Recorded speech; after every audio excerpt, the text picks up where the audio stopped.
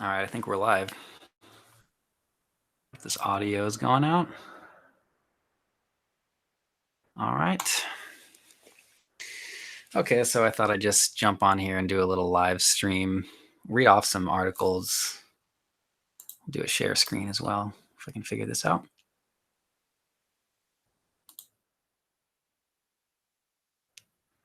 Okay, I don't know how that works. There we go, screen share.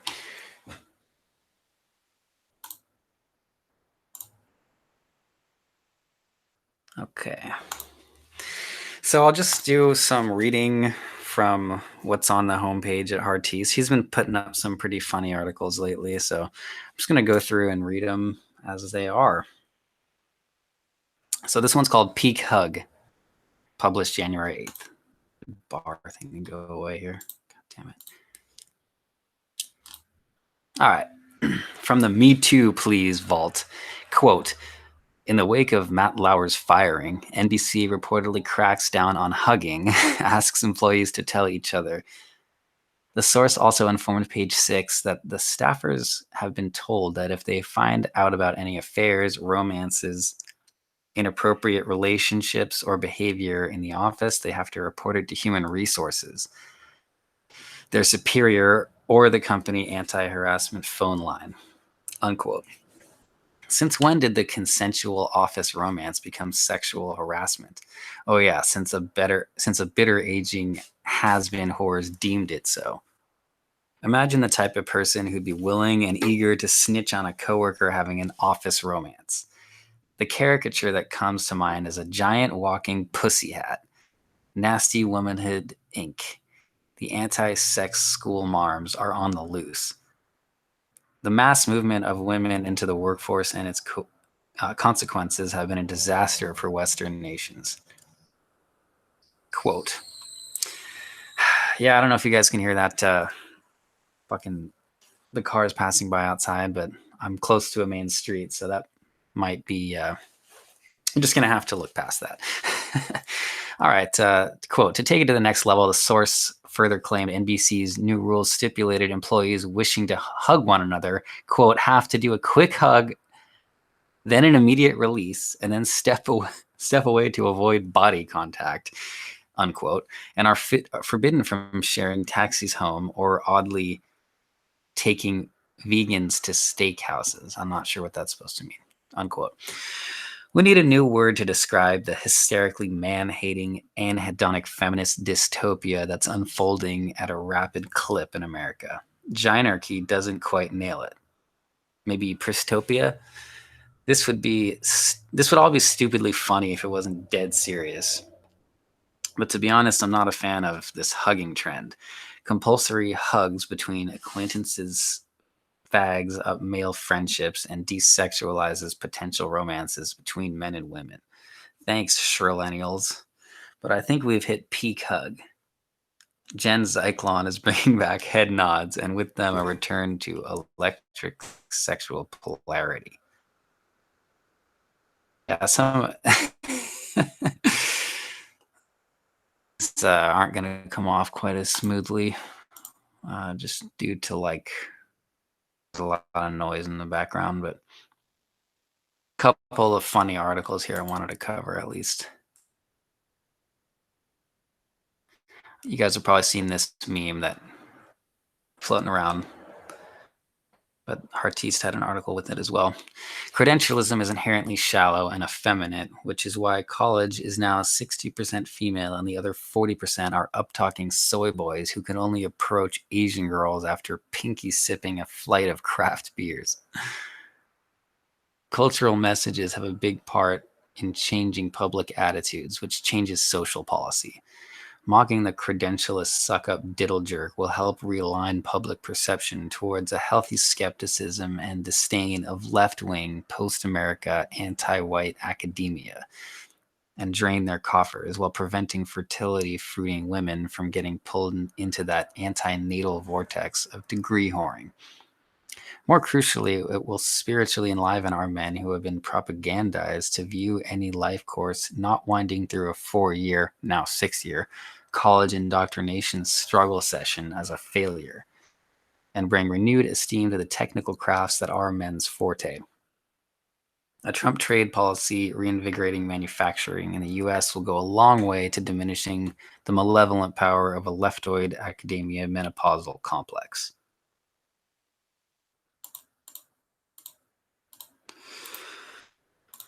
All right, that screen sharing thing is kind of hurting my eyes. I'm trying to load up like a chat window or something. I'm not sure if anyone's even listening yet, but I'm still figuring out this live streaming stuff.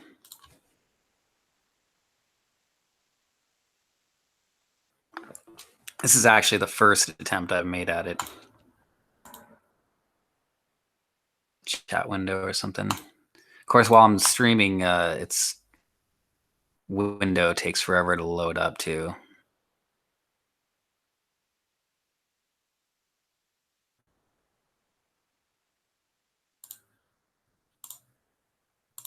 Just give me one sec here.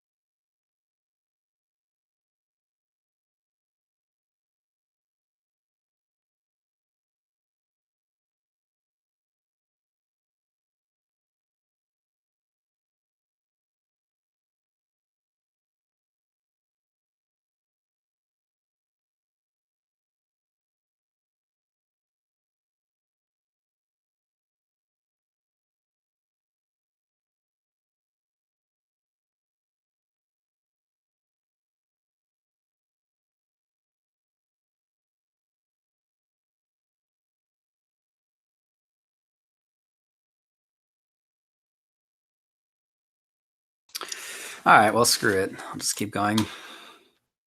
This is a good one that Heartiste put up a couple days ago. The two stages of female treachery. It has been fairly well researched that women aren't as committed to tribal loyalty as their men. Men are defenders of their property. Women are defenders of the social consensus.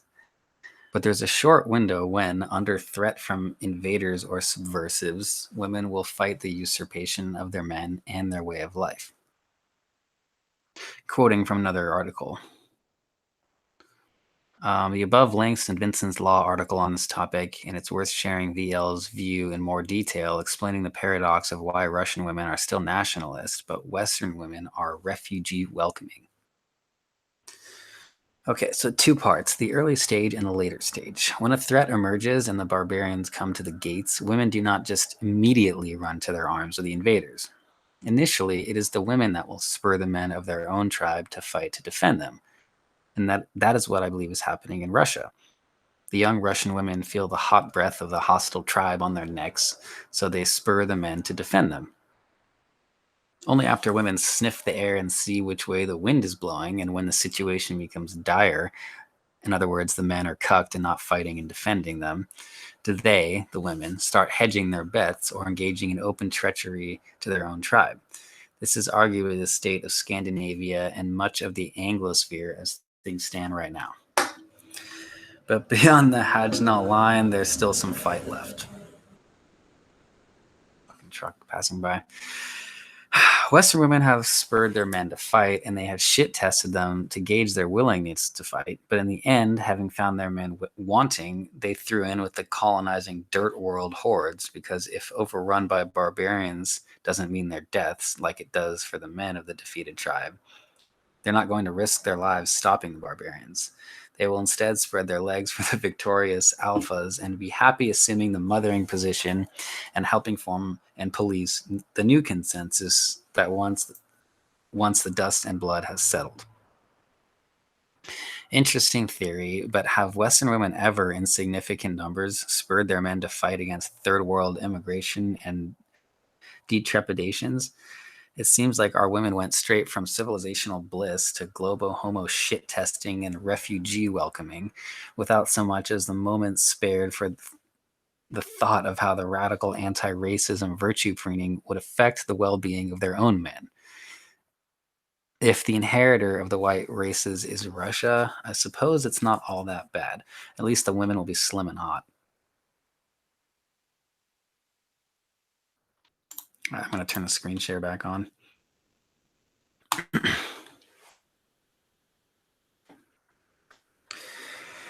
Okay, money and chicks, the executive summary.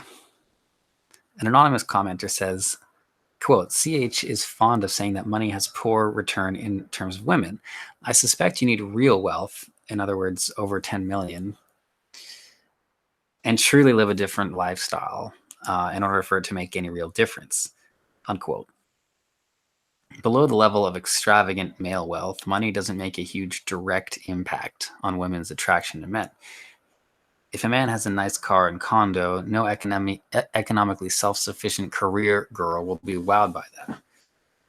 The benefit of money comes from the confidence it instills in men, which women do like. Another anon has doubts about the efficacy of money to pull women. I feel like the distinction should be made about high status men in what context. My experience says now that high status is almost completely determined by hookup criteria and not long-term considerations until this chick hits the wall, but of course preaching to the choir on that one. Unquote. If modern Western women are indeed switching to an R-selected reproduction strategy, i.e. focusing on short-term hookup goals that advantage cads over dads and chads over no-wags, then a man's earning power will have a smaller impact on the female attraction than it historically has had in a more patriarchal, i.e. regulated monogamy. When women weren't paper-pushing corporate whores who could afford their own mortgages and streaming pussy hat entertainment packages. Of course, this will not end well for civilization. When the big bulging mass of beta providers realize they can't leverage their provisions for a loyal young babe who isn't saddled with a porn star's sexual history, they will drop out of the mating market and just make just enough to satisfy their immediate needs.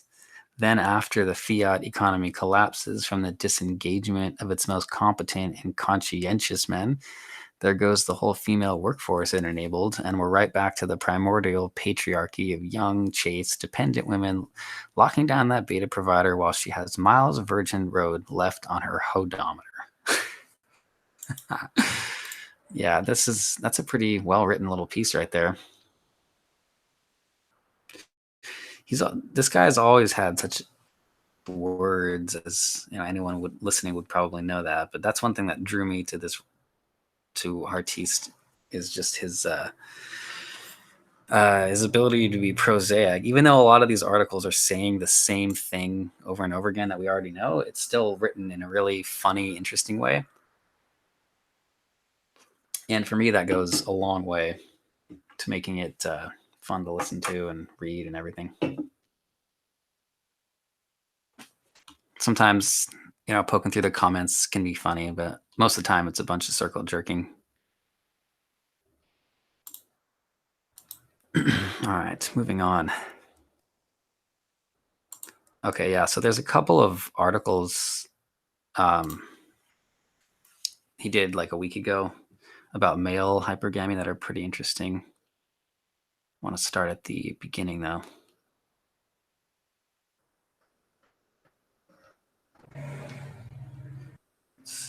Okay. Yeah, I think it's this one. Talks about this graph. Okay, so technology and female hypergamy and the inegalitarian consequences. Owing to its theme, I feel duty-bound to alert the CH readership to this very good post, and there's a link there, examining the interaction between technology and female hypergamy over at a blog named Selenomics. Quote, why does it appear that the vast majority of women prefer the same small group of men? And then there's a couple subquotes here.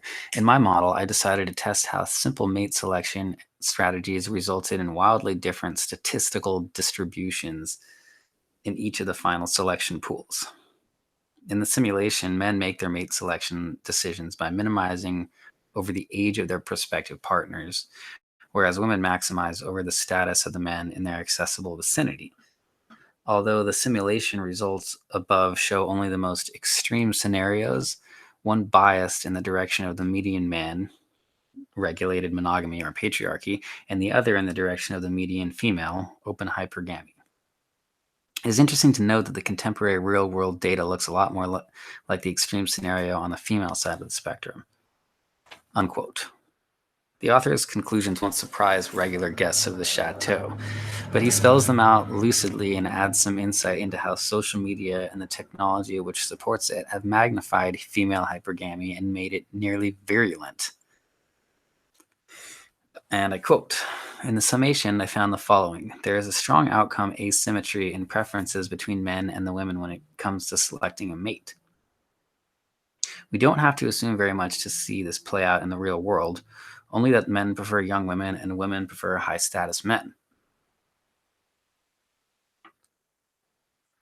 The positional trait, social status in this case, when amplified by both technology and the freedom to use those technologies, i.e. social norms favoring the feminine imperative. In Saudi Barbaria, women wear burqas and can't use Tinder. The selection pool of prospective mates increases far faster for the median woman than it does for the median man. Given that women are primarily interested in status, which is a positional good, then any technology that amplifies your ability to be noticed by high-status men will also increase mating inequality. Consider, for example, how men do not benefit nearly as much from the scale offered by Tinder as do women. In the graph shown below, hypergamy is calculated as the difference in median degree and number of incoming links between two distributions. And this is the graph. So you can clearly see what's going on glancing at that graph. In layman's terms, this is the most important graph in the world. It shows the stark sex difference in how mate equality of the opposite sex is perceived. Start at the extremes. The top 1% of men and women will receive likes from nearly all members of the opposite sex. The bottom 1% of either sex will get almost no like love. In between is where it gets interesting. At a female attraction level of 80%, corresponding to an HB8 on the 1 to 10 hotness scale, only men in roughly the 97th percentile of male attractiveness will get likes. HB6s will give likes to men in the top 5% of male attractiveness. HB4s will like the top 10% of men. HB2s, for fuck's sake, will like the top 25%. Men at the 20% attractiveness level will only get likes from the bottom 2% of women. You see where this is heading. As far as a female desirous intent is concerned, the bottom 80% of men may as well be distracting nuisances at best and utterly invisible Me Too hashtag potential violators at worst to the top 80% of women. That's what unrestrained female hypergamy looks like. A few alphas bathing in a lube-slicked ocean of vagina juice while the mediocre beta male masses languish in their masturbatoriums. Of course, real-life pairings don't arrange themselves according to online likes, at least not yet. One look around, you can easily see that far more than 20% of men have some success with women. What accounts for the difference between online intent and offline action are a number of factors, the most relevant of which are: Number 1, female resignation to the inevitable and frighteningly quick loss of their beauty and the romantic settling that most women who aren't batshit crazy eventually accept as a part of living in the real world where men have standards. Number 2, holistic female attraction criteria that result in more complex mate quality evaluations of men in real life, face-to-face interactions, which contrasts sharply with the artificially myopic female attraction criteria that inordinately emphasize a man's dating app profile and the best angle photo. This is why game shines in real life. Number 3, porn and other sex substitutes that dampen the realization of female hypergamy by robbing middle-of-the-pack women of valuable feedback on their allure. Social media amplifies female hypergamy by introducing more high-status men to more women, and vice versa, more hot women to high-status men. Localism moderately contains female hypergamy simply by limiting the number of HSMV men in any given woman's immediate environment.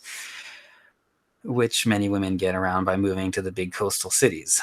So Burnham's critique of scale is apropos here and a major factor in the development of runaway female hypergamy. The three cultural changes that have had the biggest negative impact on beta male romantic fortunes have been: number one, urbanization. Number two, social media and online dating. Number three, female obesity. Number one and number two, increased beta male competition with alpha males by proxy, which relationally lowers beta SMV. While number three reduces beta male dating market leverage by shrinking their pool of acceptable prospects. If we are to solve the crisis of incel soy boys, we have to de-urbanize the shit libopolises, log off our gadgets while mocking the women and thirsty betas who remain addicted to them, and make American women waifs again. Honestly, that's never going to happen. All right, and I quote, age in men tends to be a proxy of social status, whereas age in women tends to be to determine genetic quality. Genetic quality is normally distributed on a bell curve, whereas social status and the wealth and income that results is either log normally or Pareto distributed in a population. Following the truism that 20% of men get 80% of the women, while close to true, what my simulators actually show is that what really is happening is something closer to 20 men percent receive 80% of all female intent, unquote. I know I fucked up that last paragraph, but whatever. He's made an important distinction here. Intent isn't fulfillment, but it certainly smooths the path. Formal social regulations and informal cultural regulations have historically been used to stymie the full and free expression of female hypergamy, at least in Eurasian peoples, because there was a gut instinct understanding that it was a bad arrangement to alienate 80% of men in an asexual purgatory and break the bonds of the nuclear family formation by permitting women to waste years chasing the 20% of men they desire most. Barricades against freewheeling hypergamy loosened the link between raw female desire and domesticated female behavior. Women may not have liked it, though there is evidence in happiness surveys over time suggesting otherwise, aka the tyranny of choice paradox.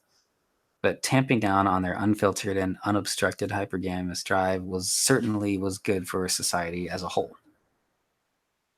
Over time, the cultural and geographic constraints against hypergamy imprint via sexual and natural selection onto the racial genetic code. So today, Eurasians are more constitutionally comfortable with monogamy than are, say, Africans. But some universal traits still linger, and female hypergamy is one of them, shared by women across the world. This is because of the force of sexual selection provided by the evolved hypergamous urge. Is such a powerful Darwinian mechanism to ensure the survival that selection pressures against hypergamy will also only able to slightly alter primal Eurasian female sexual proclivities in the direction of monogamy and intersex SMV complementarity. Jesus Christ, what a fucking mouthful. I feel like I could use a break after that. Quote, hypergamy, then, is ever present. The only thing that changes whether or not it's realized or not is the extent to which women are free to act on it. Hypergamy doesn't necessarily guarantee an inequality in actual sexual encounters, but the more free that women are to act on it, and this is a personal speculation, the more the more likely there are to be social norms and institutions favoring women, i.e. fault-free divorce, preferential child custody laws, anti-slut shaming, hyper-popularity on social media, and the free trips to Dubai and all that entails. Oh, I need to take a drink after that. Jesus. Okay. Unquote. It's kind of a victorious vagina queefback loop. The greater hypergamous freedom women enjoy, the more that institutions have to bend to cater to a woman's prerogatives. And the more these institutions feminize by essentially locking out beta males from economic and sexual opportunity, the more hypergamous women become in response. Way, this knowledge validates game because game, aka applied charisma, is primarily a hack of a sexual market characterized by runaway female hypergamy. In a monogamous patriarchal society, which America may have had customarily during the periods of the 19th century and for a few decades in the mid 20th century, game would be less needed and less effective because female hypergamy, essentially the liberty of women to follow and full the whims of their sexual desire, would have been kept under control and tempered by beta male oversight.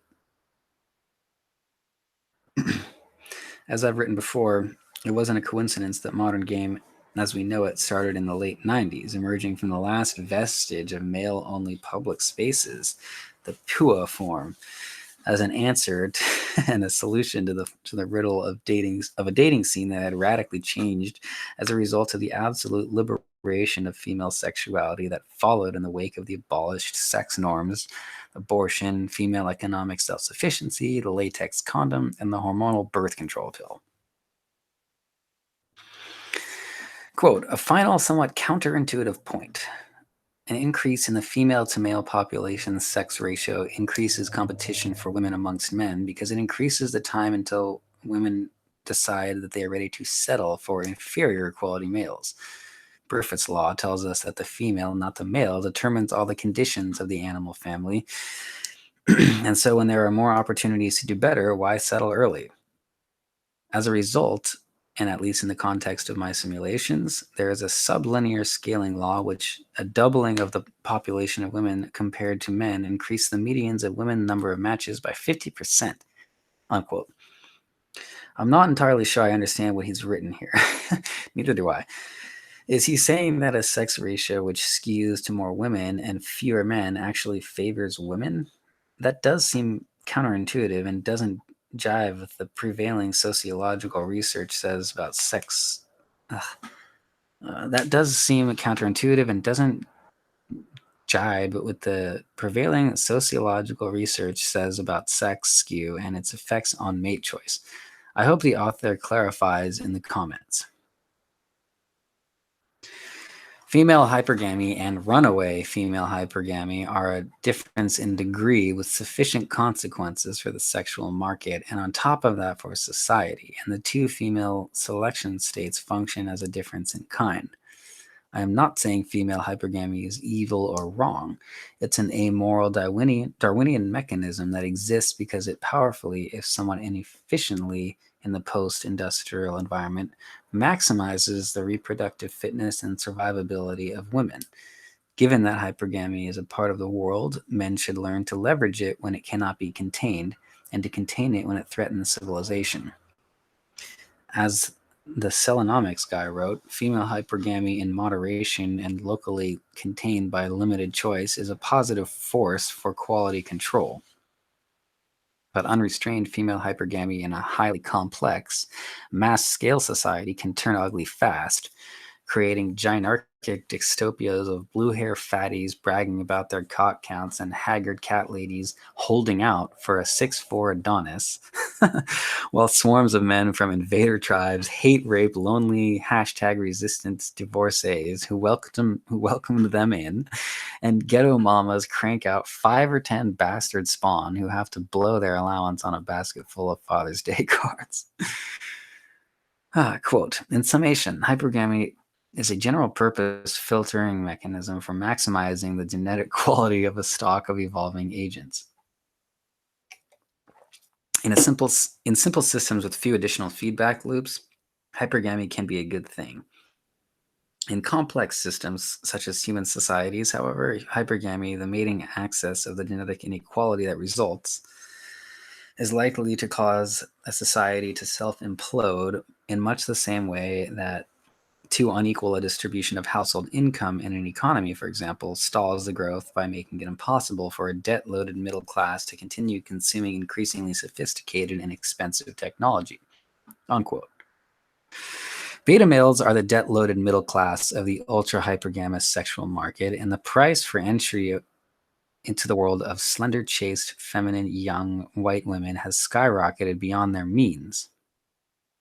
An angry young man revolt is all but assured under these chronically persistent conditions of sexual, romantic, and marital inegalitarianism. Trump's election was the first salvo of this justifiably angry young man revolution. If Trump fails, the next salvos won't be so benign. Pussy hatters will soon know what real anguish is. One obvious outcome of reckless hypergamy in a sexually atomized mate market is delayed marriage and childbearing, and too many years spent in an endless dating cycles, hopping from cock to cock and job to job, only to surrender at the last with a few remaining years on the old biological clock as a consolation prize for the unlucky also ran herbling who has to eat the pain of wifing up a woman who hysterically would qualify as a road-worn spinster whore, which he typically accomplishes by posturing as a white knight male feminist, pretending it was his choice to leap at the flappy labia scraps thrown his way. Fucking brutal. The good news, especially for readers of this blog, is that there are many game techniques devised specifically to leverage female hypergamy to the benefit of men. Push, pull, DHV, disqualification, outcome independent mentality, assuming the sale, etc. This is a benefit to the few individual men dedicated to learn game, and more so to those committed to put it into practice. But runaway female hypergamy is a disaster for the West as a whole, after accounting for the few Machiavellians who can extract pleasures from its dwindling resource of feminine women. Female preference cascades in openly hypergamous societies are accelerating the lockout of beta males from the primest cuts of poon, while also locking out and happiness. Quote, my next few posts will cover this explicitly. The mating economy is likely best understood as a series of feedback loops in which a balance between regulated monogamy and open hypergamy maximizes the socioeconomic globalization. I'm looking forward to this. And yeah, this is the end of that article, but that last quote is very, I'll read it again. The next couple posts, he will explore how the mating economy is likely best understood as a series of feedback loops in which a balance between regulated monogamy and open hypergamy maximizes the socioeconomic growth rate of a civilization. That's pretty deep shit. All right. I'm going to take a quick break here.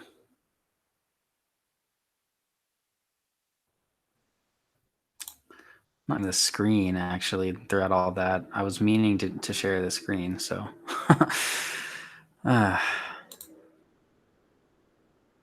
I'm still pretty new to this whole thing. I've jumped on a couple before that were being broadcast by other people, but I've never tried to host one myself, so learning as we go. Give me like 90 seconds, I'll be right back.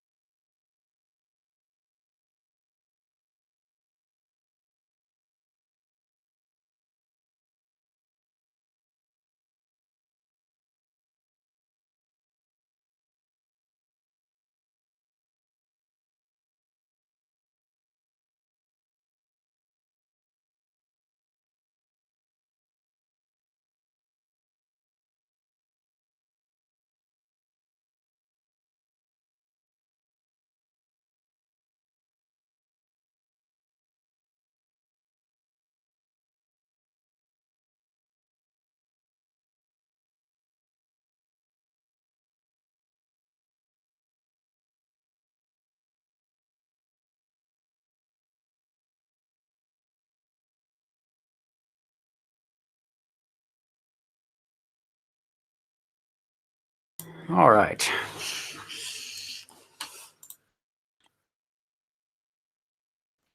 I still don't really know how to open up this chat window, or if there even is one open. People listening right now, I'm assuming it'll get more views after. I like this format though. This is, it's a little bit, I don't have to worry about editing or that crap. So I like that. Haven't had a whole lot of time recently to upload anyways.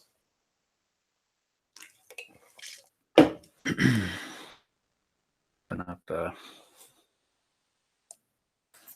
chat window here, if possible.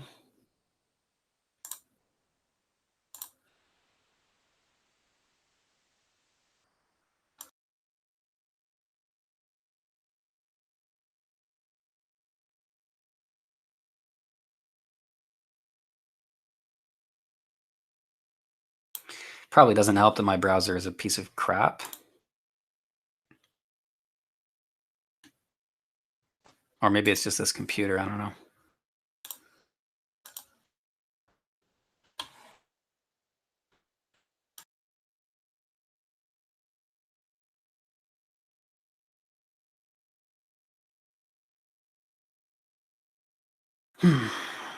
All right, so we left off on, what was it?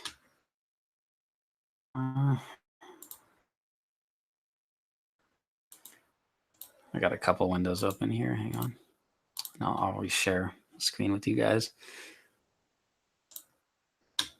Share. Okay. Okay. So the last one we left off on was about, well, hypergamy. And there was another follow-up to this that I wanted to read as well. Yeah, this is it. This is a hilarious one.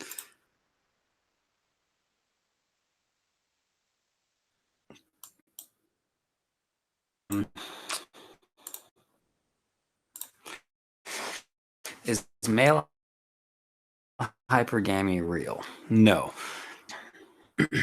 Commenter Days of Game offered the objection to female hypergamy that I've come across from other posts on the topic.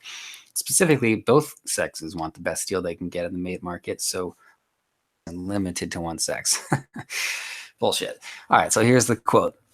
I don't understand the manosphere's interest in hypergamy. Thing. Girls are looking for the best opportunity. That's not girls, that's everyone. And then eggs are expensive, sperm are cheap. Got it. Girls have more bargaining power, and thus a lot of guys lose due to low SMV, and girls hop around because they can, as that egg is in demand until it isn't. In hours of analysis, research continues the pattern to underwhelm. A seller with a high demand product, her pussy, that can find more and more markets online can charge a higher price and or burn more potential buyers for fun and profit. Economics 101. Get frothy about. I increasingly read all the signals of beta and a waste of our time as men to go over this again and again. Dirt. Unquote. Concept, a lot of men and women dismiss female hypergamy out of hand as having no basis in reality. Is this: there are no equivalent male hypergamy to female hypergamy. This possible deal is a trivially true statement which obfuscates the facts that men and women look for mate market deals with differing intensities of commitment and with differing emphasis on what constitutes a good deal. Differences are so profound in both quantitative and qualitative sense that they may as well be representing totally different mate selection strategies, which they are. Here on the subject of male hypergamy before illustrating the fake comparison of male and female sexual market bargaining analogy. Quote, some readers will demur that hypergamy isn't sex specific, pointing out that men also strive to find the best possible lover they can get. My rebuttal is two-part. One, men don't date up based on social, economic, or occupational status. Men, and if if and when they are able to date up, do so based almost entirely on a woman's looks. We've all seen or experienced how men trade up when they've come into a financial or social status windfall. Tighter, as the great books for men would put it. Hypergamy is different in kind from female hypergamy. Physiogamy is also different in degree from female hypergamy. Women are biologically compelled to aim for a man than themselves, and this compulsion is strong enough that many women will accept long bouts of solitude before settling for a man at their own SMV level, usually at the moment when the wall looms on the horizon. When men aim higher, they don't aim quite as high as women aim, and B, won't opt out of the sexual mating market like women will often do if they don't get everything they want in a lover. Another point of difference between male and female dating up limbic algorithms, which I alluded to in that quote but didn't clarify, is this. Male SMV is largely contextual and relational. Social, occupational, financial, and prestige status have to be measured against a backdrop of other men all competing along the same metrics that women use to assess male mate worth. Have to look young and pretty, which can be accomplished with or without other women to use for comparison purposes. That is a huge point, by the way. I mean, that is, you don't need an ugly chick to stand next to a hot chick for her to look hot. Soul. I mean, this is just me saying this, not reading. But that's a really good observation. I mean, your value is going to always be measured against everyone else's along all these metrics that he talked about. Whereas a woman can she's either hot or ugly, and it's completely independent of even there being competition. Okay, going back to the article. This has an impact on how each sex dates up. Men will upgrade to a hotter, younger babe after they have spent considerable time improving their SMV, either through amassing resources or social slash psychosexual capital. In other words, game. It up is thus limited by the time and energy commitments required to do so. Yep. Men respond to this sex differentiated mate market reality by de-emphasizing dating up and settling for dating as good as possible for right now. Women have to commit relatively little time and energy to improving their SMV, largely because their mate value is set at conception. There isn't much they can do to improve upon what they are given by their parents. Hard to improve that which only has a tiny margin for improvement, unless we're talking about a fatty who could slim down and gain 5 SMV points. Practice is that women can spend a lot more time and energy dating up while their looks are holding up. Their window for primo action is smaller than it is for men, but within that window, they have a lot more leeway to entertain suitors and hold out for the best, even if the best is a cat illusion whose promises of commitment. The age-old risk that women take when they hold out for Mr. Right, aka Mr. Beta Bucks and Mr. Alpha Fucks in one man.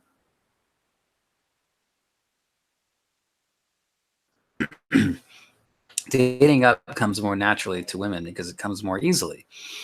As long as they aren't old or fat or ugly, women can leverage their looks almost as an afterthought to attract attention from a lot of men, both low and high SMV. Female hypergamy is this. A man goes into a car dealership. He's a sensible fellow and just needs a commuter vehicle.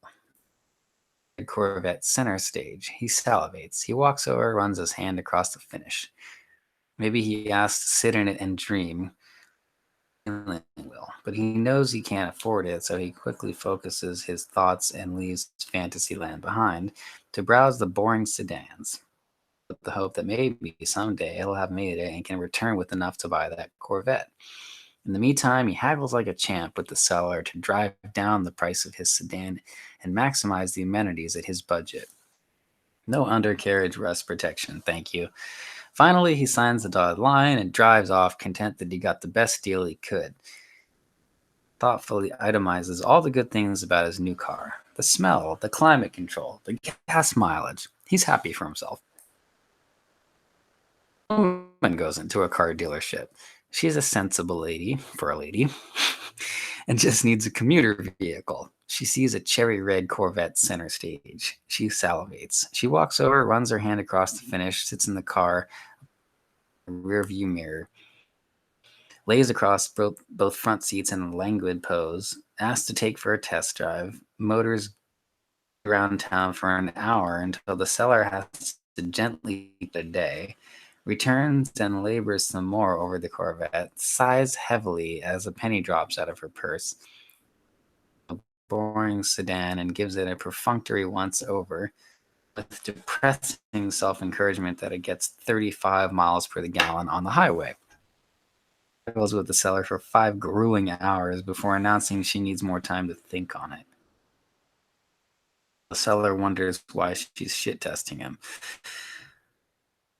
She steps by the Corvette again for one last flirtatious hand graze. Over the next 6 months, she stopped by the dealerships to weekly cavort with the Corvette.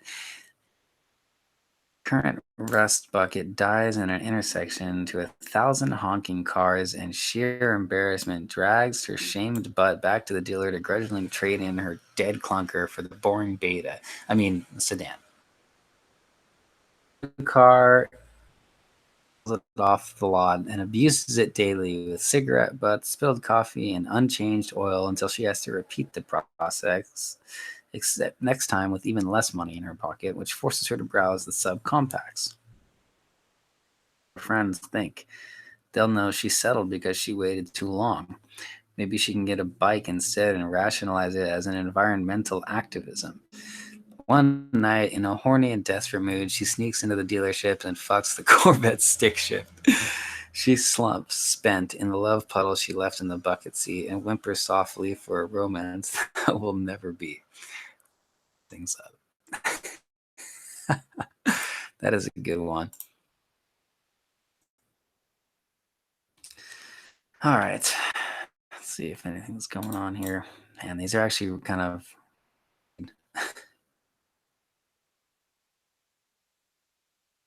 batters here.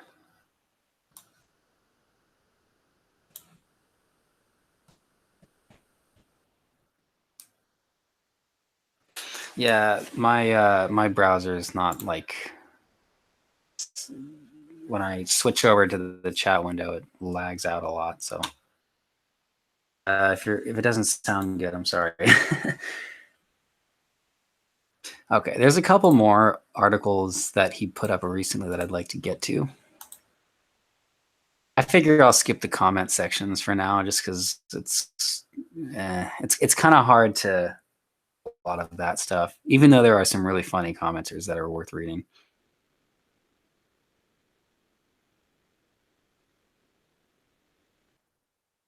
Okay. Yeah, all right. Already did this one.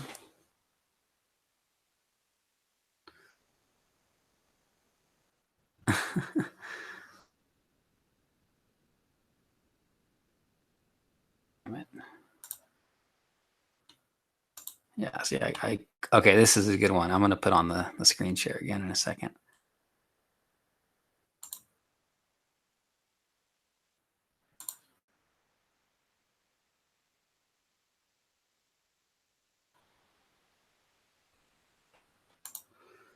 All right. Damn it.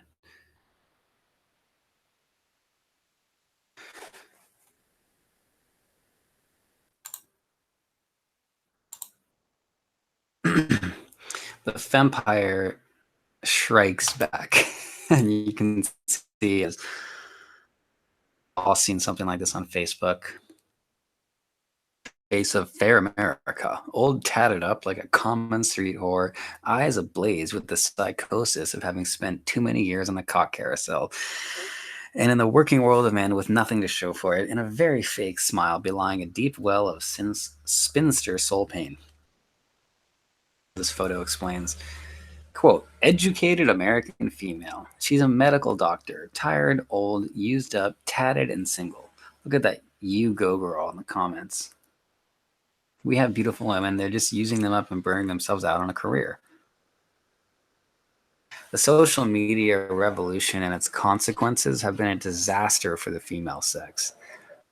The dopaminergic addiction to internet likes and the irresistible compulsion of undersexed beta males to stroke the online egos of bangable girls to pathological tumescence until they're so deluded to the nature of male sexuality and the inevitability of the wall to a future of sexual invisibility that is the fate of all women, has accelerated the trend toward later marriages and the growing demographic of childless spinsters full of regret for all those eggs lost in time like tears in the rain.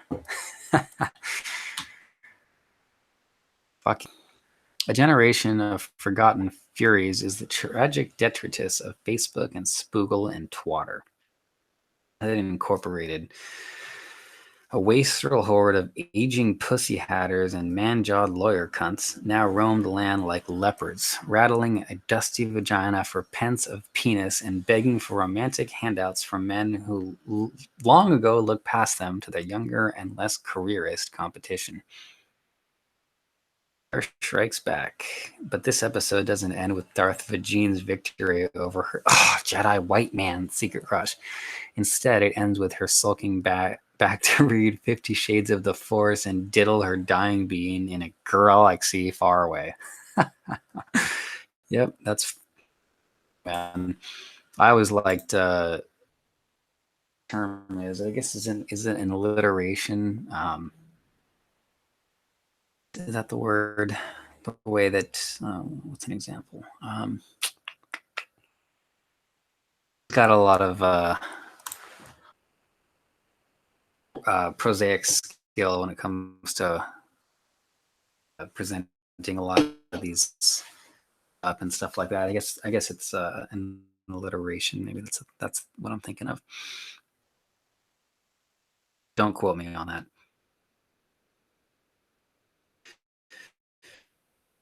Alrighty. Oh, mine just scrolled past. I'll get to that in a minute. I was looking for here. Skipping the articles just about Trump and politics because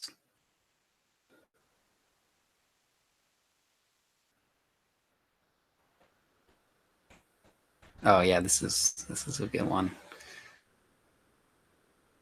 Published on December 30th. Microphone, give me one sec.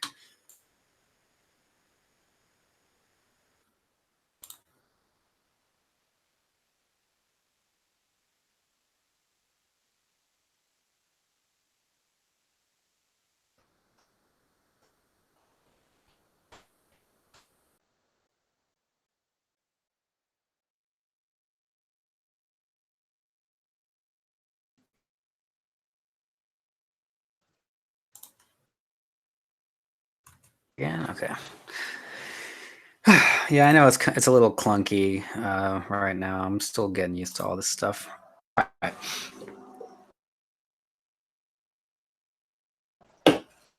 Okay, spot the beta. Back in the news. And strangely feels like a breath of fresh air after the deluge of degeneracy that followed in her culturally quaint wake.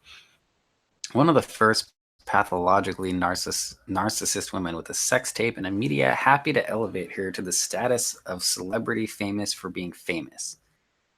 Paris is up to her usual dark triad BPD antics in this photo hand-delivered by Gabor Siner, who comments on the sexual power dynamics between Paris and her fiancé evident in their PR announcement photo. The picture is below. We'll get to that in a second.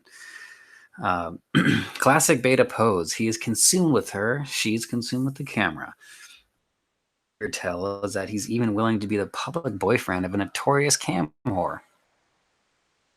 Some men who have mistresses and run in party circuits with lots of willing quasi-whores are the kind of men who just don't give a fuck about the sexual histories of their chosen marital impromptu. I bet that's what's going on with Mr. Beta, Mr. Beta Coxa number 175. I think even that is a conservative estimate in her fucking notch count. He looks like the sort of douchebag who's already mapped out his extramarital affairs. as seen there noted.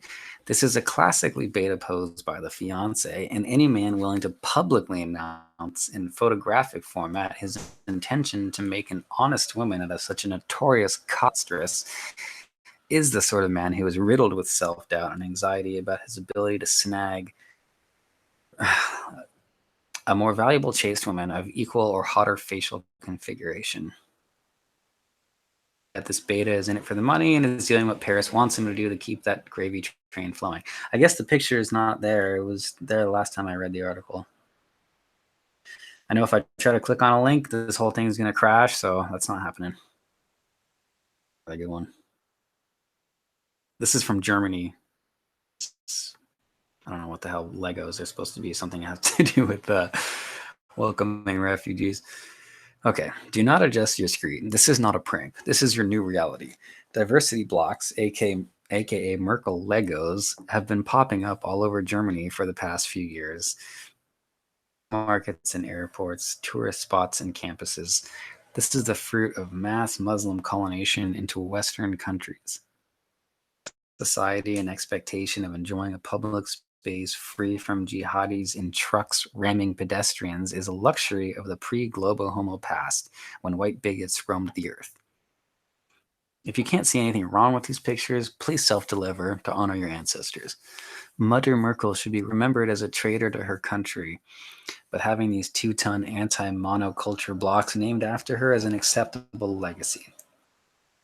I heard the term listening to a Europa Weekly podcast on SoundCloud.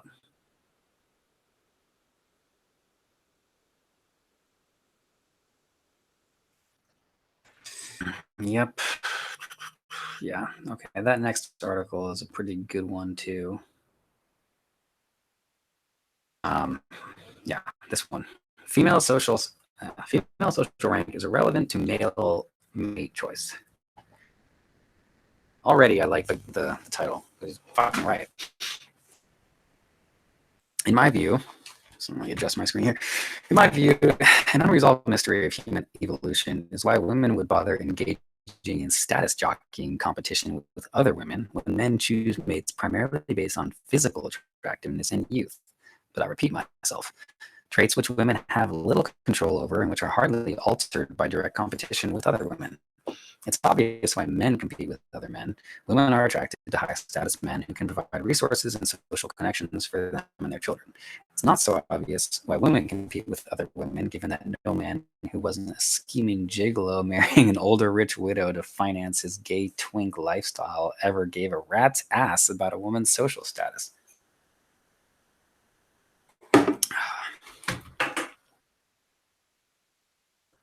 All right.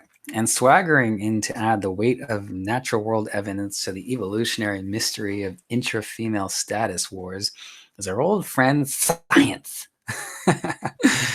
Quote, CH, here is a documentary about wolves. I forwarded to the part on topic. The female goes into he, and the alpha has to choose which one he will mate with, who happen to be sisters. The assertive, aggressive, gray female, GFA, or assertive, aggressive, gray female alpha, GFA, or the shy, submissive black female omega. And a few interesting bits. Number one, the beta is disciplining the females and being especially aggressive towards GFA. The beta acts like the court eunuch, keeping the harem in line. Alpha don't give a fuck. If you watch the full documentary, you will see the beginning that he establishes himself as alpha not because of his size or age, but because of his attitude.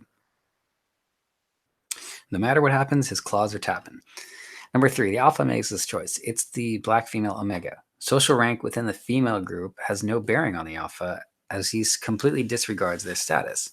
He goes for shy and submissive. He knows that the mate he chooses will automatically become the alpha female in the pack by association, not the petty games the females play between them.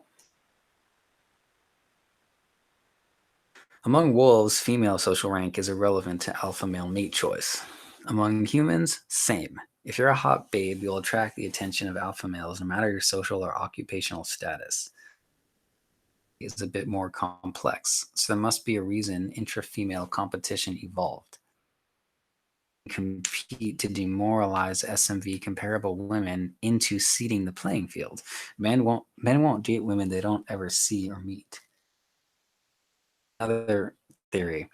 Women's male partner isn't the only A woman's male partner isn't the only provider of resources for her and her children by him. Other women can act as a proxy providers by cajoling or otherwise influencing their own male partners to redistribute their resources to the highest status woman in the tribe slash suburban neighborhood.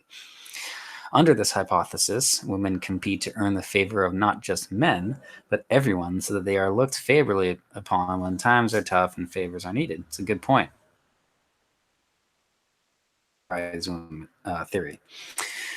Women compete intersexually to scratch their itch for drama they aren't scratching with all the boring beta males sniveling around them for a piece of pity pussy.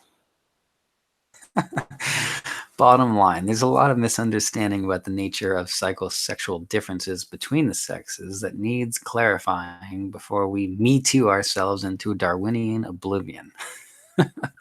One major source of misunderstanding is the mass psychological projection that men and women, but particularly women, engage in when they delude themselves into believing what attracts them to the opposite sex to them.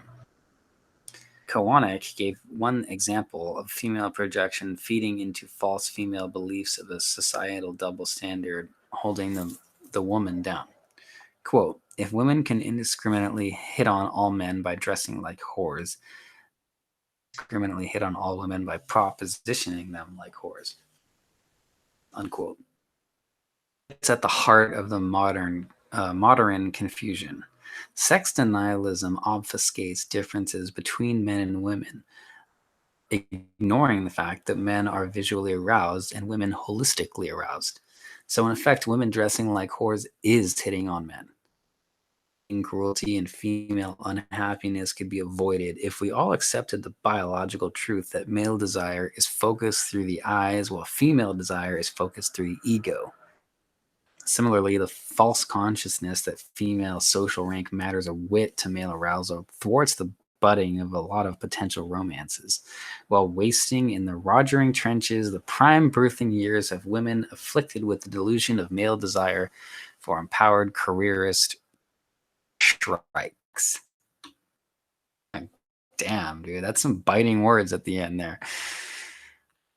Guy definitely knows how to cut to the heart of the matter. That's what I like about his writing style. See if there's anything in the chat here.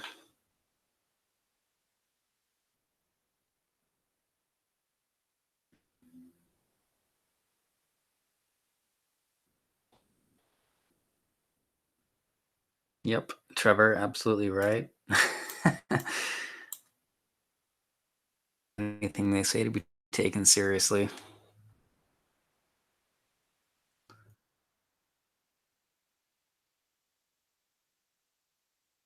And this is a comment from the chat.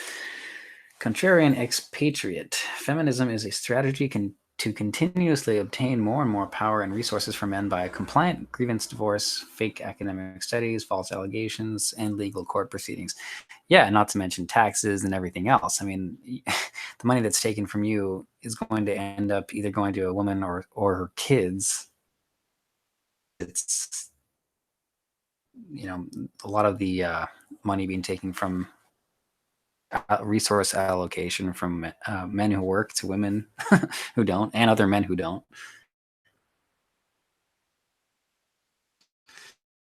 All right.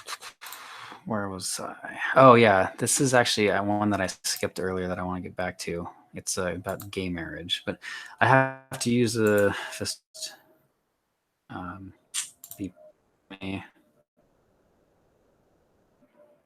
90 seconds. So I'll be right back.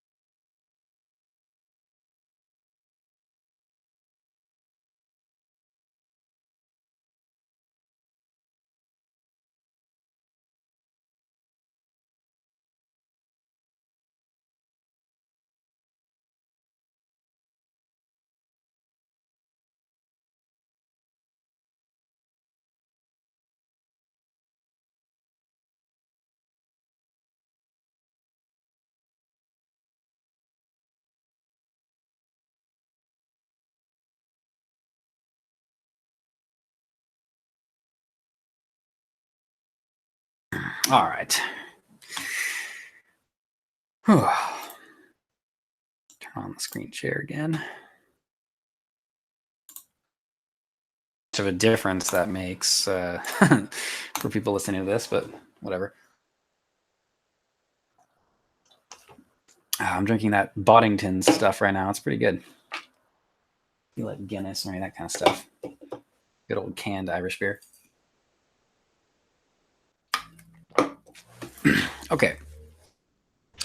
Just like us, the gay marriage lie.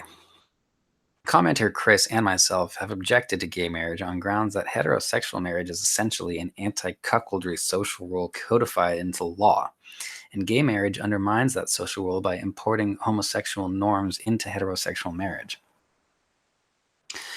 This is inevitable if gay marriage is legal and cultural equal to heterosexual marriage. The consequence of gay marriage and its attendant norms will be the end of monogamy and the patriarchal nuclear family, which will destroy the most important linchpin of civilization, as if it already hasn't. I mean, Jesus fucking Christ, how much further down could you possibly go?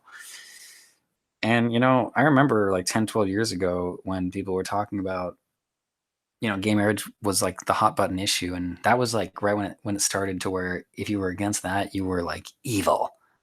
That's where it really started. Like all the real crazy SJW shit. That was the first like big battle that they won, where they were actually able to bully everyone into actually seating that. And once they did that, like how much longer was it before we had like the normalization of transsexuals and so forth? So just something to okay, anyway, back to the article. Coming to the same conclusion, but from a different angle, is Quads, who writes succinctly about ways in which gay marriage upends the traditional order honed by millennia of evolutionary trial and error. I'm sorry, I have to drink a bit to it's a little heavy. All right, and I quote, "Gays of yesterday used to understand they were in some way broken. It wasn't just that they had a sexual dysfunction, but that they were excluded from broader social life. They could never produce a family. They could never be a part of the basic unit of society. They knew it and they embraced it. And this is no longer the case. Society has changed. Its basic unit is no longer the family, where men and women each play a part, where knowledge is passed from one generation to the next. No, that was too bigoted. Now it's the individual, a citizen who pays taxes and consumes services, who is society's basic unit. This is all it means to be normal. This is what social revolutions of our time asserted. Men, women, blacks, whites, Asians, and everyone plays the same social role in this atomized context, where marriage and sex are private behaviors. Then gays really are just like us.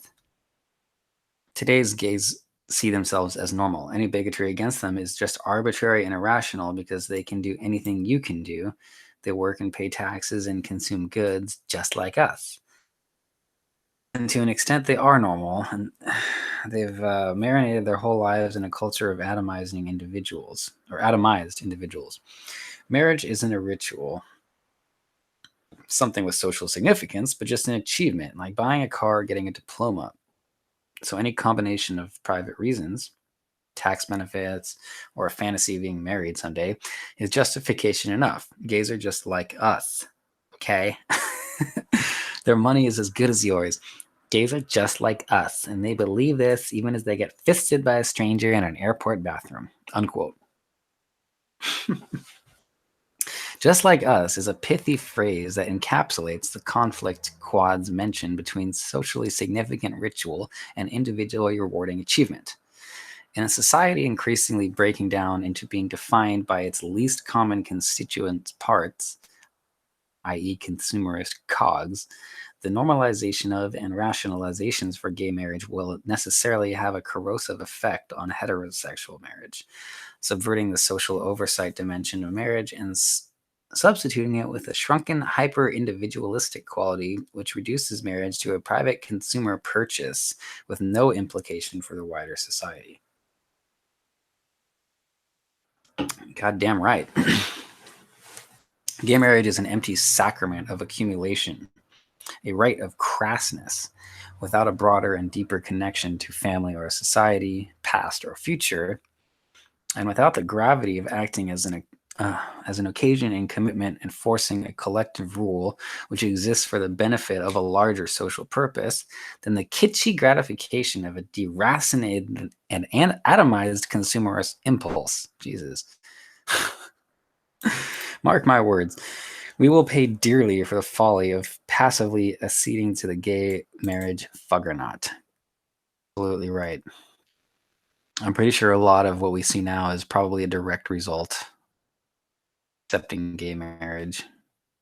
Direct result, depending on how you want to look at it. Not sure how long I've been going for now, but probably do like one or two more. I'm gonna check the chat really quickly.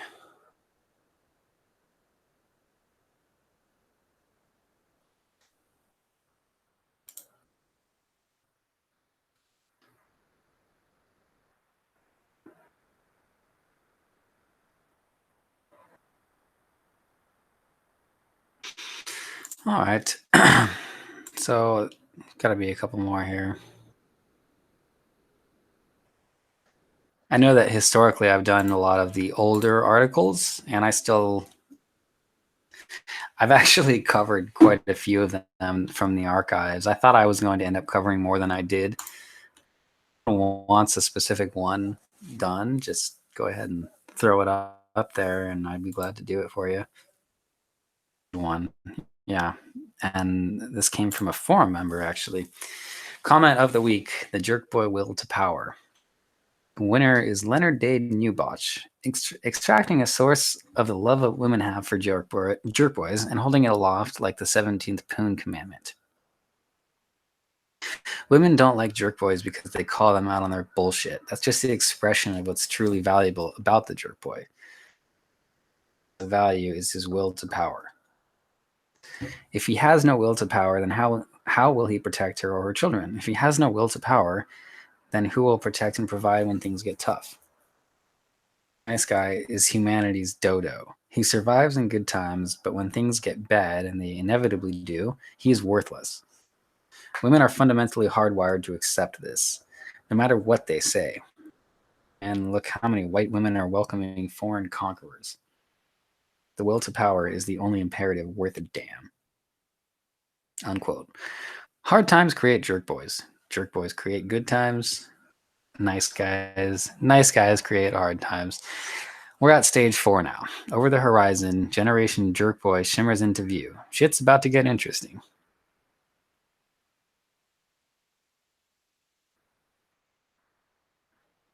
Oh, I forgot to put the screen share on for that one.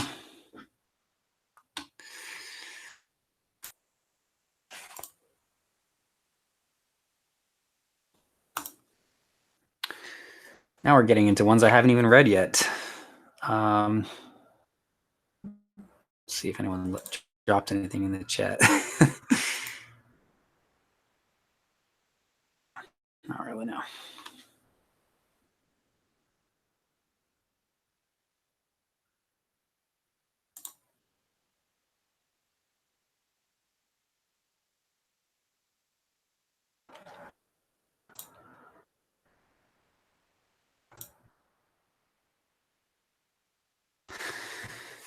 All right.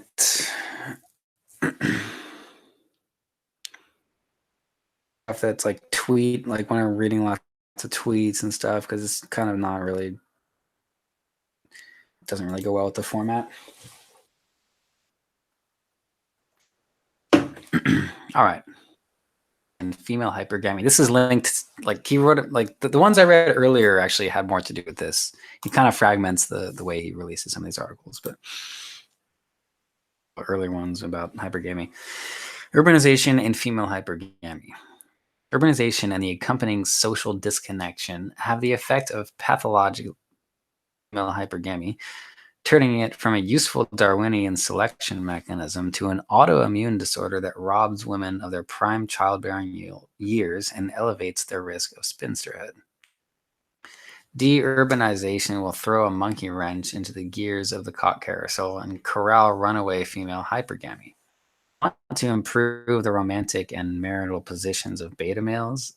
That is, if you want more beta males to have access to relatively unsullied feminine women who forsake go-girl careerism and avoid emotional pollution by shitlib hive mind propaganda in favor of family formation and hearth duties, you'll support deurbanization program, aka Heritage America Renewal Project, HARP, plus an immigration moratorium for a couple of generations are together the only long-term solution to feminist dysgenics. Tongue-tied here. Federal and state incentives should be structured to support small city and town development.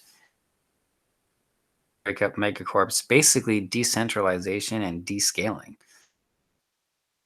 Projects will help revitalize the U.S. interior, making it more attractive for business and locals, which will limit the rural regions to coastal megacities. Ending immigration and thwarting the menace of diversitopia will make good districts more widely available and thus more affordable. We can only solve the existential problem of female obesity in the heartland, and we truly will have made America great again. You know what? Leaving the cities, or at least leaving the coasts, leaving the urban centers for farm. It's actually something that's been happening a lot recently. I don't know, my internet keeps cutting out on me. I'm not sure if how much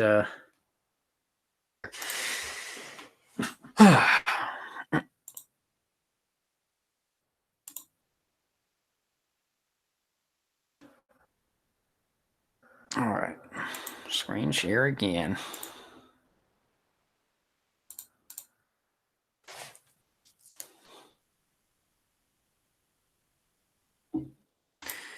I'll read like one or two more. This is a good one, actually. Where men and women meet to find the current year. Okay, because I knows that the whole thing about online dating and how much it kind of sucks if you're an average dude. So that's already been covered extensively. So I don't need to talk about that. Scroll back up to the beginning of this article. God damn this! My browser is just not reading. A screen share is like difficult on this fucking computer. Okay, where men and women meet to find love in the current year. Rod Dreher, Uber poser, pussy pedestalizer, Christ cuck, cuckstain, cuck extraordinaire for the advocate of the craft brew selfie option, linked to a Free Northerner blog post and tangentially to this rumble abode, to explore the reasons why young Christians have stopped meeting their potential spouses at church. I've discussed the same interesting dating market changes underlying Dreher featured at his blog and highlighted in this older CH post, which he linked there, which correct attribution along the margin of the graph. So the Spurgatroid Dreher commenters can quit their bitching. And FYI, the reader's email attributed JPEGs to me all the time. So if I post a few without properly linking the source, okay, whatever. So in this graph, we see that, well, there was never really that many meeting their wives at church, as you can see. The down in the last 20 years or so, online has picked up, as well as restaurants and bars, the number one and number two ways people are meeting these days. Okay, so where he linked that. Every inception source of romance is down over the past 70 years, except for bars and online. What happens in bars and online that doesn't happen in the normal course of events when couples meet through the more traditional routes? relentless and usually charmless come-ons by drunks and socially clumsy, in other words, thirsty men, that pump girls full of themselves. We've entered into the age of the narcissistically charged woman who houses the well-marbled fat of her skull ham on steroid-injected, Facebook-fed hamster spinning its distaff vessel's place in the world as a center of existence. This is coming at the change from the angle of women's egos and how their overinflated and overstroked egos will be a barrier to love and marriage. There are ominous portents in the major changes the way men and women meet. The graph, every avenue for meeting the opposite sex is down over the last 20 years except one. The percentage of couples who met through college is down, partly as a result of college becoming 60% female, 40% male. Couples who met through family is way down, continuing a long-term trend. Through church is down at a near zero. And couples who met through work is way down and likely to hit rock bottom after this Me Too sex panic burns itself out. Couples still meet through friends, but that too is a downward trend, to be eclipsed soon if the trajectory holds up, by restaurant/bar, which is the only meeting place that is upwardly trending. Online dating appears to have leveled off. This might be a temporary lull as privacy and security issues are worked out. The calm before the online dating takes a nosedive as a matchmaker facilitator. Because it has dawned on women that men use online dating as a sex supplement to their real dating lives. And it has dawned on men that women use online dating to hide their physical flaws, i.e. fat, and to aggressively filter out any but the top 5% of men in looks, which is an unstable selection filter utterly divorced from the reality of what women actually want in men, and which means that exclusive online dating will end badly for women's romantic hopes of commitment with a good man. Ultimately, the best weapon against internet-embedded female ego validation is lower male investment. If a man must deal with a woman's hypergonadal ego and consequently her revved-up hypergamous impulse, order of business must be neutralizing the influence and unclogging the romance blockage of her ego. This, in practice, means flipping the seduction script as soon as possible and creating the perception that you are the chased and she is the chaser. Radical change in the way men and women meet each other mean for Western society? Can we glimpse the ropey contours of our future jizztopia? Relevant older CH post. This isn't your greatest generation's dating market. Prairie farm ladies aren't waiting at home for a battle-weary man to rescue them from spinsterhood. Women aren't effusively grateful to men for giving them the opportunity to exit the singles market. The sexual market has, in some, devolved from a K-selected one to an R-selected one, and that goes with such a cataclysmic change. The era of high male investment and low male sexiness courtship signaling, poems and flowers and punctuality and appeasing her parents and stressing her financial stability and lavishing her with promises of eternal devotion is over. Effectiveness greatly attenuated. We are now in the era of low male investment and high male sexiness or altered perceptions thereof. Unquote. Yeah, he pretty much fucking nailed it there. All right. Church won't be restored as the meeting place for singles anytime soon, barring some unforeseen seismic shift in the attitudes towards religiosity and patriarchy. The two go together when both are healthy. College, as long as it remains a warehouse for aggrieved diversity and intellectual and mediocre but conscientious girls, and antagonistic to young white men. Feminist consent culture is turning campuses into anhedonic deserts. The age of first marriage is later than ever. Fertility is down, single mommery is way up.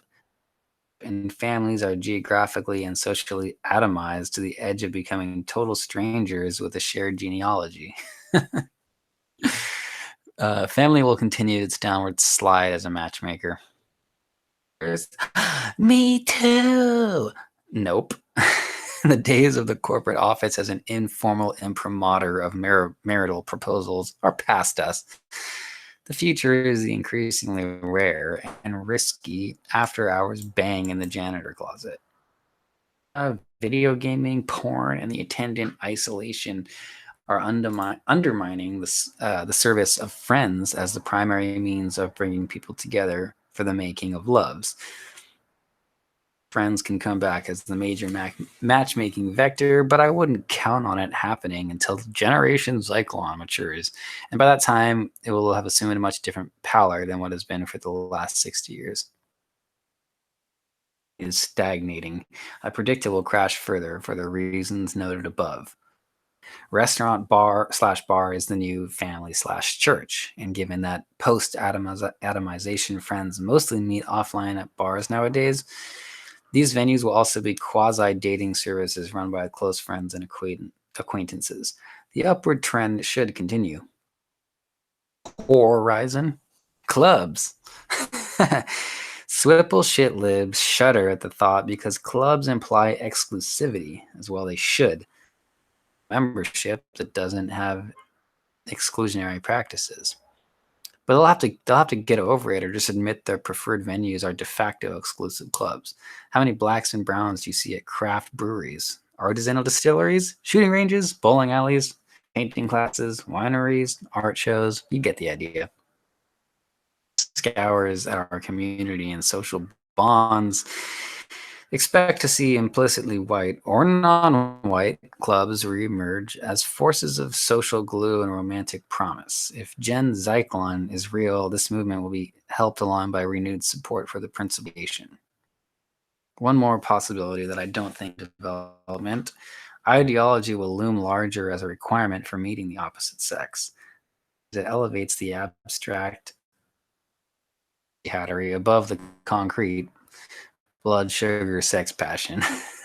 This is a dire future in which ideologically oriented clubs and venues become the dominant medium and pair off. After this happens, it won't be long before Civil War II. The comment pulled from by Tex Austin. Quote, historians will one day seek to unravel the mystery of how, in our present unsustainable cultural moment, rife with contradictions as it is, blogosphere intended to help hapless betas learn how to bang HP9s morphed into the source of the most convincing arguments for traditional sexual morality. All right.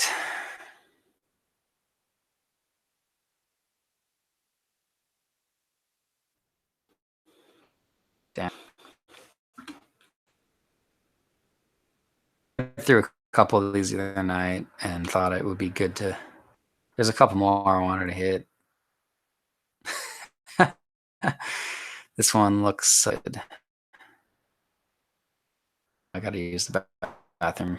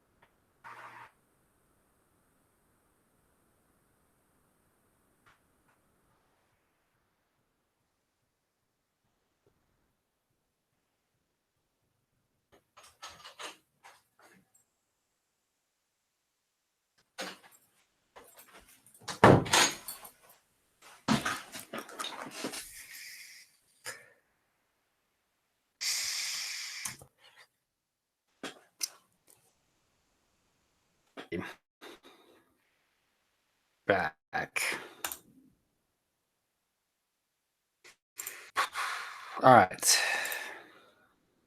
Another reading. Ones where he makes fun of Denialism. So I'm going to read one of those.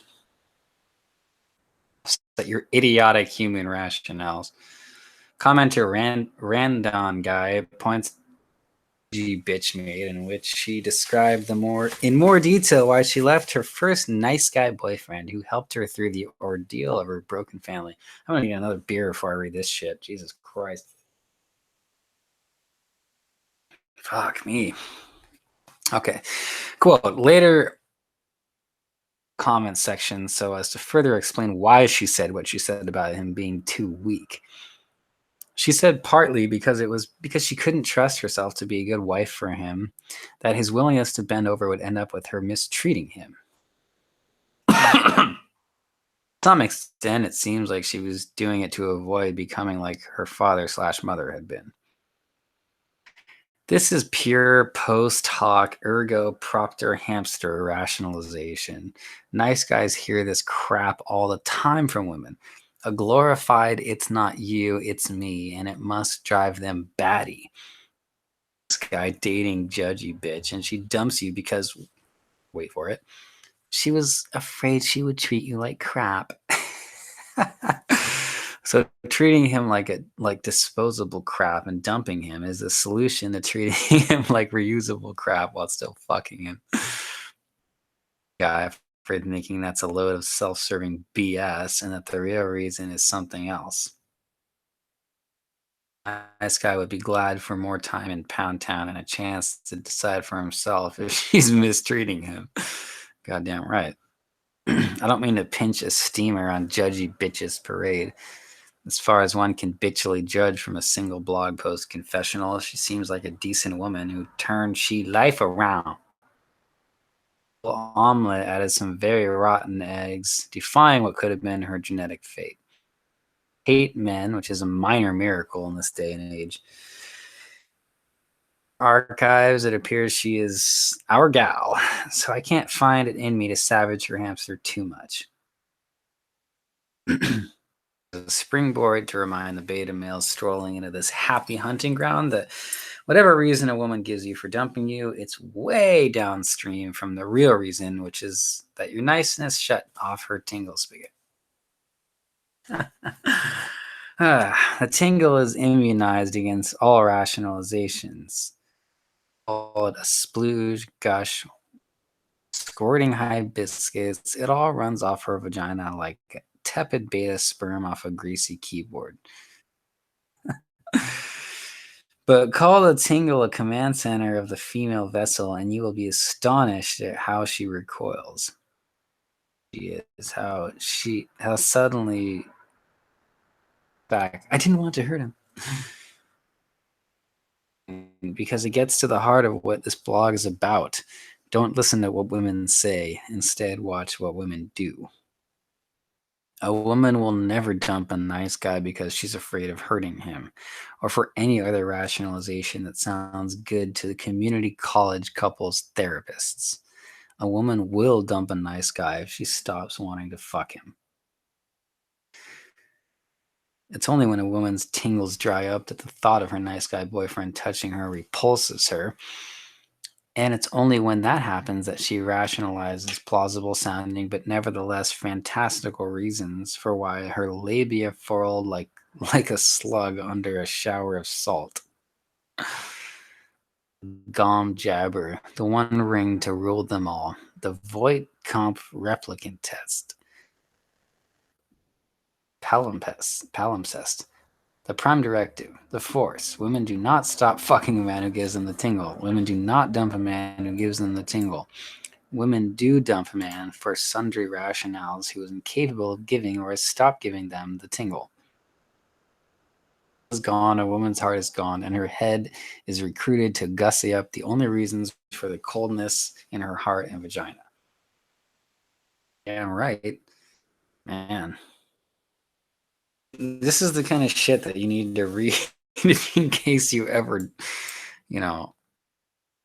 dating a girl and you think you think you can step off the gas for 1 minute. This is the kind of shit that guys need to be reading every day to keep yourself in check. No matter how nicely a man treats a woman, no matter how much of a gentleman he is to her, she won't love him as long as he doesn't give her the tingle. If a woman doesn't feel the tingle, she'll rationalize any nice behavior from a nice guy as bad behavior or as behavior that incites her to bad behavior.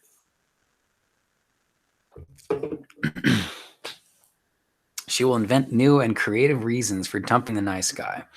Reasons that could fill 10 listicle and teen Vogue, when the reducible truth is that his niceness desiccates her vagina. Similarly, no matter how badly a man treats a woman, no matter how much of an asshole he is to her, she will not leave him as long as he gives her the tingle. Rationalize any shitty behavior from a man as good behavior or as reasonable and predictable behavior caused by her own bad behavior and invent new and creative reasons for staying with him. Sure, she will bitch and moan and continually ignore her friend's advice to dump him, but she'll always run back to his arms, happy to be with the man who coaxes the tingle from her. Maybe someday in the distant future, she will have put up with enough of his assholery and decide leaving him is better than more tingles. But she won't do it without plenty of personal anguish, and she'll never feel great about leaving him. She'll hardly spare a second for the pain of losing him. Shrug. No tingle, no linger, but he will make an appearance in a blog post about a journey of self-discovery as the token emotional tampon. And I quote, beginning to think that over 75% of LTRs are just window dressing, and the majority of LTR and married couples are not happy. The best part of any relationship is pretty much universally accepted as the beginning. Hard to get back to that point sexually, which isn't always a bad thing, but it can quickly lead to other issues that are common in a LTR. Hell yeah, man. That pretty much describes any either been in or seen in others. That's why, guys, never be upset about lost or whatever. You're only remembering, there's a huge chance that you're only remembering the good shit. I know I've done that too. Self up too much. The best part of the relationship is the beginning. This is one of the ugliest truths. Along with me, the best is yet to be is one of the prettiest lies to distract from that ugly truth. All the passion, the white hot passion, the I can't using delirious vertiginous love, whatever that word is.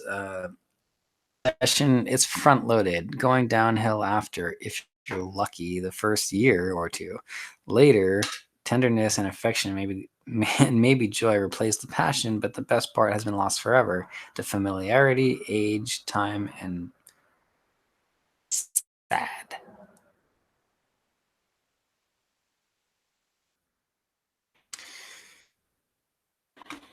Scroll through a couple more here and we'll see what we got.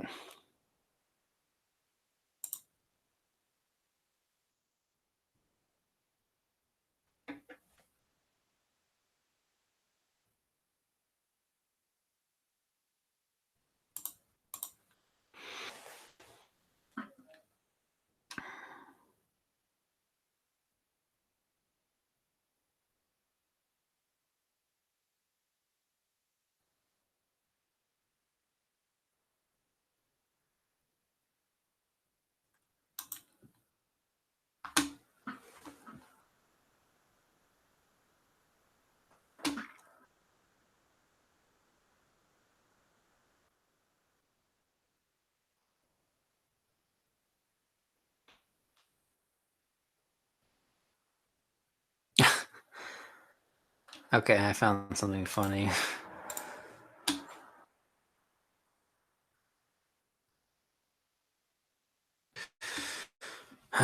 Share screen again. Okay. Testimonial of psychological self-deception. See this?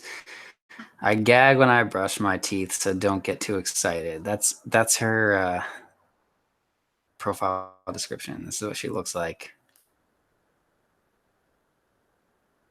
More chat or something that. No. Okay. All right. So what's with all the women who have men hovering near them in their Tinder profiles? Oh, that's what he was pointing out. And absolutely, yeah, you can see there's another dude's hand right here. Oh, maybe that's the same guy. Okay. Yeah, I noticed that too. That's fucking lame. Of men hovering near them in their Tinder profiles. Answer: projection. Women are more attracted to pre-selected men, i.e., men who are interested in them, and assume that men must be the same way and desire women who are surrounded by men. A reader agrees nothing. Projection isn't a sex-specific cognitive bias. Not most young men and women assume that what attracts them is also what their other sex finds attractive. Huge mistake. Many never catch on. Unquote. He's right. Men do the same thing, although not as frequently nor as earnestly as do women. For example, men project their attraction to female beauty onto women, falsely assuming women wouldn't willingly fuck rich and powerful men who aren't handsome. And I quote, lower projection frequency among men to their own fewer areas of interest in women. More areas of attraction to men, women have more to project. Also, men are less prone to projection because men have to take the initiative to find love and romance, which means they are handed lessons on the reality of female nature on a regular basis that our constitutionally passive women don't learn about. A man reality will go to his grave incel. Women can afford to ignore reality. More precisely, women can afford to ignore reality while young and pretty, and men are eager to appease them and supplicate to them, essentially hiding the seedy underbelly of the sexual market from women. Their reality avoidance can doom them to a childless cat lady status. There's no blissfully ignoring the approach of the wall. Lunacy is single moms scattering droppings of their mystery meatball bastards in their in their Tinder photos. I've seen that way too many times. Some even cajoling men reward of becoming an quote insta daddy. Nothing says firmly grounded in reality like women who think men want to raise the bastard spawn of other men. And are super sluts who use their illicit sprog as an advertisement of the woman's desire for NSA sex. The single mom figures that no man who takes her up on the tacit offer of no muss, no fuss fornication will bother teasing her with the promise of commitment, so she has no worry that he might break her heart.